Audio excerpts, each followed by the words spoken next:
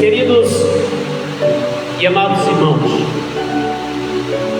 aqui a palavra de Deus encontrada em Jeremias, no capítulo 6, no versículo 17, vai dizer da seguinte forma: também pus atalaias sobre vós, dizendo: estai atentos ao som da trombeta. Mas dizem: não escutaremos. Aqui é uma profecia, entendemos assim, vindo da parte de Deus, pelo ministério de Jeremias. Pelo ministério de Jeremias, esta palavra veio para que Jeremias pudesse falar para o povo, mas o povo não teve credibilidade, tampar os ouvidos para não se estabelecer em uma retidão,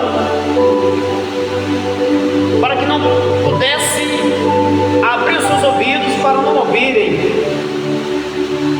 o que a palavra de Deus estava transmitindo através do profeta. Mas eles dizem: não escutaremos. Jeremias profetizava, transmitia a palavra de Deus, mas infelizmente o povo, a maior parte deles, não davam credibilidade. Mais uma vez Jeremias profetiza, no capítulo 31, no versículo 28, que diz: e será que comovereis sobre eles para arrancar, e para derrubar, e para transtornar, e para destruir, e para afligir. Assim velareis sobre eles para edificar e para plantar, diz o Senhor. Nesta profecia que Jeremias transmitiu, é uma profecia de terror, mas também uma profecia de bênçãos. Assim como Deus, Ele velou sobre o povo para arrancar, para derrubar, para transtornar, para destruir, para afligir, assim também o Senhor Deus velou sobre eles para edificar, reconstruir, fazer fluir. Sabemos que o Senhor Deus, diante desta profecia transmitida pelo profeta Jeremias, o Senhor Deus estava transmitindo para aquele povo bênção, estava querendo transmitir bênção para aquele povo, mas infelizmente nem todos receberam a bênção que o Senhor queria entregar a eles. Assim também acontecerá na vinda de Jesus. As profecias serão transmitidas, a palavra de Deus será entregada aos quatro cantos da terra, mas infelizmente o povo tampa os ouvidos para não ouvir. Nós sabemos então que nos dias atuais é melhor de se pregar o Evangelho do que naquele tempo de nossos patriarcas. Naquela época era transmitido o Evangelho aos lugares longes. Ele se locomovia de um lugar para o outro através de jumentos, cavalos e até mesmo de pés. Só que hoje em dia a gente transmite o Evangelho aos quatro cantos da terra, mesmo dentro da sua própria casa, porque existe a internet. Mas naquele tempo não era assim. Naquele tempo não tinha essa facilidade que hoje tem. E naquele tempo o povo ia transmitir a palavra de Deus, trazendo profecias para alguém que Deus mandava profetizar. O povo escarnecia, o povo zombava e até mesmo matava. Mas hoje em dia tem facilidades para que nós possamos propagar o Evangelho, para que a palavra possa ser propagada aos quatro cantos da terra, sem que ninguém possa nos afligir. fingir, a não ser que seja por palavras, e de longe ainda mais. Mas naquela época não era dessa forma. Naquela época o povo, Jeremias mesmo, foi escarnecido, lançado dentro de um poço por falar da verdade divina. Mas a palavra importa que seja transmitida aos quatro cantos da terra, ou senão o que vai acontecer com o povo que não der credibilidade na palavra de Deus. Joel capítulo 1 versículo 15: ai do dia, porque o dia do Senhor está perto, e virá como uma assolação do Todo-Poderoso. O dia de Deus está perto. Ai deste dia, porque será um terror, porque será um dia de espantosas trevas, será um dia de assolação, e este dia virá como esta assolação vinda da parte do Todo-Poderoso. Capítulo 2, versículo 10 do livro de Joel vai dizer da forma seguinte: diante dele tremerá a terra, abalar-se-ão os céus, o sol e a lua se enegrecerão, e as estrelas retirarão o seu resplendor. O versículo de número 31 diz: o sol se converterá em trevas e a lua em sangue, antes que venha o grande e terrível dia do Senhor. Olha só, o grande dia do Senhor virá como uma assolação, conforme Joel capítulo 1 versículo 15, e conforme o capítulo 2 versículo 10 e versículo 31 diz que a lua e o sol se enegrecerá. A Bíblia diz que este dia será um grande dia terrível de assolação do Todo-Poderoso. A lua se transforma em sangue e o sol não irá mais brilhar. As estrelas cairão do firmamento celestial à superfície terrestre.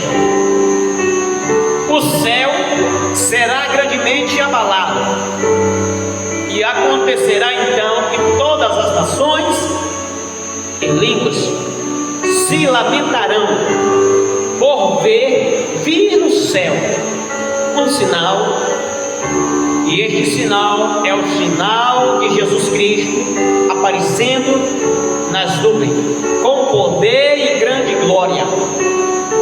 Esta é a vinda de Jesus. Esta é a segunda vinda de Jesus.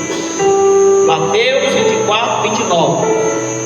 E logo depois da aflição daqueles dias, o sol escurecerá e a lua não dará sua claridade, e as estrelas cairão do céu, e as potências dos céus serão abaladas. Então nós entendemos aqui que antes da vinda de Jesus Cristo acontecerá uma escuridão total. A noite, o dia, a estrela, a lua e o sol se completamente irão ser trevas. Completamente irá escurecer a superfície terrestre. Terça parte do sol não brilha, a lua se transforma em sangue e as estrelas cairão do firmamento à superfície terrestre. E esse céu que nós observamos e contemplamos, este céu será abalado de uma tal forma que irá se estremecer os céus e a terra antes da vinda de Jesus. Olha o versículo 36. Mas naquele dia e hora ninguém sabe, nem os anjos do céu, mas unicamente o Pai. E como foi nos dias de Noé, assim será também a vinda do Filho do Homem. Versículo 39 diz: e não perceberam até que veio o dilúvio e os levou a todos. Assim será também a vinda do Filho do Homem. Versículo 44. Por isso estáis vós preparados também, porque o Filho do Homem há de vir a hora em que não penses. Olha só, a vinda de Jesus será num momento, no abrir e fechar de olhos. A vinda de Jesus será desta forma: no abrir e fechar de olhos, a vinda de Jesus irá acontecer, querendo ou não, aceitando ou rejeitando. Vai acontecer um dia que este sol, que esta lua, que estas estrelas que estão sobre o céu irá cair, irá escurecer, se transformará em sangue, e este céu que nós contemplamos com nossa vista irá tremer, a terra totalmente se tremerá, o céu e a terra tremerão diante da vinda e do resplendor da sua glória. É assim que a palavra de Deus fala para mim, fala para você. Do versículo 37 ao versículo 39 vai falar que assim como nos dias de Noé, será também o dia da vinda do Filho do Homem. No dia que Noé transmitia a palavra de Deus para o público diziam que Noé estava enlouquecendo, estava embriagado, estavam fora de si. Aonde já se viu falar de chuva, de dilúvio, e o povo escarnecia, o povo zombava, o povo criticava. Este homem está embriagado, este homem está louco, este homem está desta forma ou daquela forma. Mas aquilo ali era uma profecia, e esta profecia se cumpriu, e Noé construiu sua arca para salvar seus filhos, suas noras e sua esposa. Quando o dilúvio aconteceu, o povo todo ficaram inundados de água. O mundo todo ficou inundado de água. A água subiu até a mais alta colina, e a arca ficou ancorada no monte chamado Ararat. E agora nós estamos pregando uma arca, a Nova Jerusalém, que vai descer dos céus para a terra. E esta arca está adornada, esta arca está preparada, esta arca está arrumada no ponto para o casamento. Jesus Cristo simboliza esta arca. A arca de Noé serviu para salvar uma família. Jesus Cristo simbolizando esta arca, que o povo não deram crédito. Muitos ainda até hoje estavam assim, desta forma, não dando crédito. Mas um dia Jesus Cristo irá voltar para buscar o seu povo, a sua igreja, que foi comprada, redimida e lavada pelo sangue do Cordeiro. Mateus 25:13. Vigiai-vos, porque não sabeis o dia nem a hora em que há de vir o Filho do Homem. Versículo 31. E quando o Filho do Homem vier em sua glória, e todos os santos anjos com ele, então se assentará no trono da sua glória. Olha só, aqui há uma parábola que Jesus conta de 10 virgens. 5 delas eram nécias, 5 delas eram sábias. As sábias levam azeite, as nécias esquecem do azeite.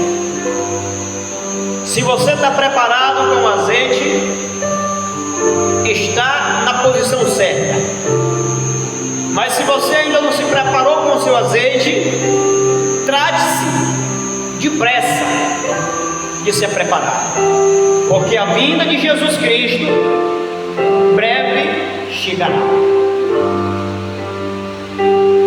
E as virgens que levaram seus azeites, simbolizando a obediência, essas virgens obedeceu, entrou na casa aonde tinha banquetes, aonde tinha festas, aonde tinha casamento.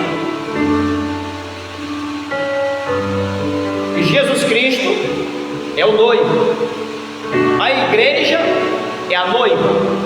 Jesus Cristo voltará para buscar a sua noiva. As virgens que estavam preparadas com o seu azeite nas suas lamparinas, elas não tiveram dificuldade para iluminar o caminho, mas as virgens que não estavam preparadas voltaram para comprar azeite. Jesus Cristo, Ele tem este azeite para te ofertar, e este azeite é gratuitamente.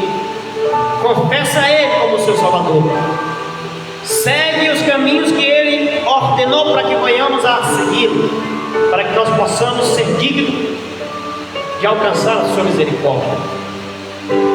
Marcos, no capítulo 1, versículo 15, diz assim: e dizendo, o tempo está cumprido e o reino de Deus está próximo, arrependei-vos e crede no Evangelho. Aqui Jesus está mandando arrepender. Arrependam-se enquanto há tempo, arrependam-se de seus pecados, porque o reino de Deus é chegado, o reino dos céus está próximo. Arrependam-se enquanto há tempo de arrependimento, há tempo de remissão, há tempo de deixar o egoísmo, há tempo de deixar as atitudes carnais. Capítulo 13, versículo 26, versículo 32, versículo 37 diz: e então verão vir o Filho do Homem nas nuvens com grande poder e glória, mas daquele dia e hora ninguém sabe, nem os anjos dos céus que estão nos céus, nem o Filho do Homem, senão o Pai. E as coisas que vos digo-as a todos, vigiai. Jesus está dizendo a todos: vigiem, porque o reino dos céus é chegado. Arrependam-se, porque o reino de Deus está próximo. Naquele dia e hora ninguém sabe, somente Deus. Lucas capítulo 9, versículo 26.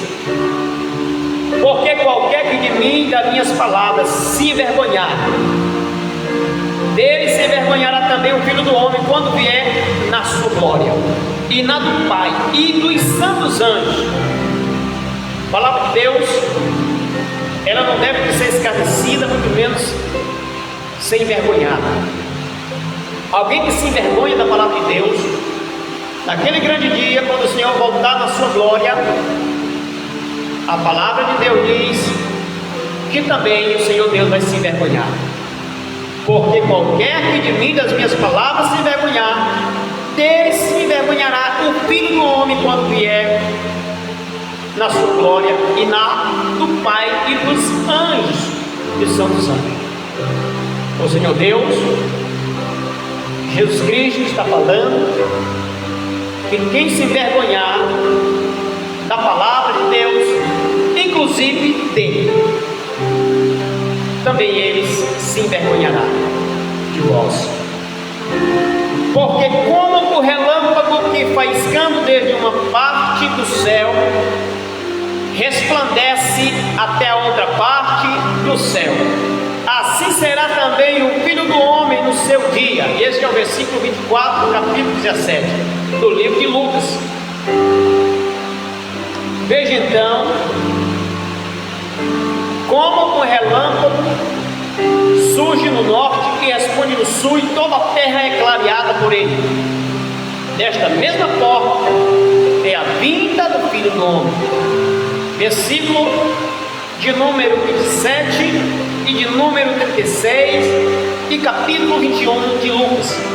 E então verão o Filho do Homem numa nuvem com poder e grande glória.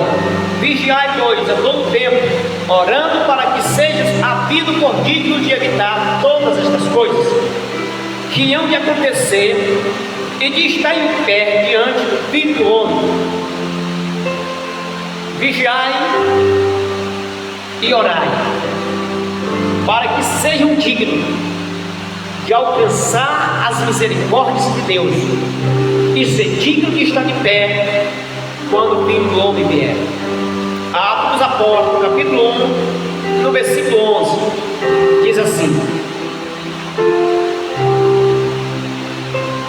os quais disseram: homens galileus, porque estáis olhando para o céu? Esse Jesus que dentre vós foi recebido em cima no céu, há de vir assim como do céu para o céu o vigia.